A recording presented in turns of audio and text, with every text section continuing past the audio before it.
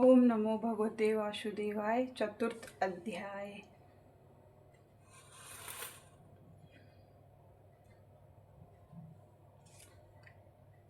नारद जी बोले, ऐसा कहकर भगवान विष्णु ने मछली का रूप धारण किया। विंध्याचल पर्वत पर तप कर रहे महर्षि कश्यप की अंजलि के जल से जा पहुँचे।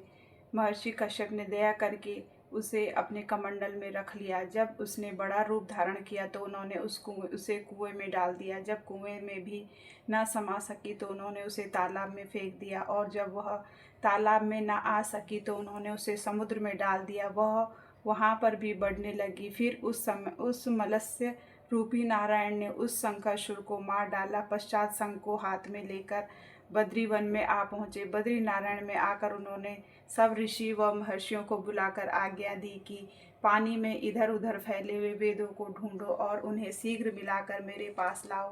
तब तक मैं देवताओं के साथ श्री प्रयागराज में ठहरा हूँ। उसके बाद सब ऋषि महर्षियों ने इन सब बीजों वेद मंत्रों को ढूंढ निकाला। उन वेदों में से जो जो भाग जिस जिस ऋषि को मिला वह उसी का हो गया। उस भाग के उसी दिन से वह ही ऋषि कहलाए। सब वेदों को लेकर ऋषि महर्षि प्रयागराज में आए और उन्होंने ये सब भगवान विष्णु व ब्रह्मा जी को समर्पित कर दिए। ब्रह्मा जी वेदों को पाकर बड़े प्रसन्न हुए। उन्होंने देवताओं और ऋषियों के साथ अश्वमेध यज्ञ किया। यज्ञ के अंत में देवता गंधर्व यक्ष नाग भगवान विष्णु को दंडवत करके प्रार्थना करने लगे। देवताओं ने कहा, हे देव, हे जगन्नाथ, हे प्रभु, हमारी प्रार्थना सुनिए। हम लोगों के हर्ष का समय है, इसलिए आप हमें वरदान दीजिए। नष्ट हुए वेद पुनः श्री ब्रह्मा जी को प्राप्त हो गए हैं। हे लक्ष्मीपति, आपकी अनुकंपा से हम देवताओं को यक्ष का भाग भी मिला है। यह स्थान आपके प्रसाद से आज पृथ्वी भर में सर्व प्रधान पुण्य को बढ़ाने वाला, मुक्ति तथा भक्ति को प्रदान करने वाला हो, ब्राह हत्या आदि पापों का नाश करने वाला, परम पवित्र और अक्षय फल देने वाला हो। यह वरदान हमें दीजिए। भगवान विष्णु ने कहा, जो कुछ आप लोगों ने कहा है वह मेरा भी ध्येय है।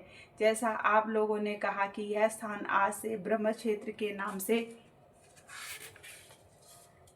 पुकारा जाएगा, यह स्थान पर गंगा जी व सूर्यपुत्री यमुना जी का संगम होगा। मैं भी ब्रह्मा जी सहित यहाँ पर निवास करूँगा। यहाँ पर किया हुआ जप तप तथा दान महान फलदायक होगा। पहले जन्म में किए हुए पाप, ब्रह्म हत्या आदि भी इसी तीर्थराज में स्नान करने से नष्ट हो जाएंगे। जो लोग अपने पिता आदि को वहाँ लाकर तर्पण व श्राद्ध करेंगे, उनके पिता मेरे स्वरूप को प्राप्त करेंगे। वह तीनों की मुक्ति को प्राप्त करेंगे। मकर संक्रांति पर माघ मास में प्रातःकाल यहाँ आकर स्नान करने वालों के दर्शन मात्र से ही सब पाप मिट जाते हैं। ठीक इसी तरह जिस तरह सूर्य के तेज में अंधकार का नाश हो जाता है। हे मुनिवर, मेरे वचन ध्यान से सुनिए। मैं सर्वत्र व्याप्त रहता हुआ भी हमेशा बद्री नारायण में निवास करता हूँ।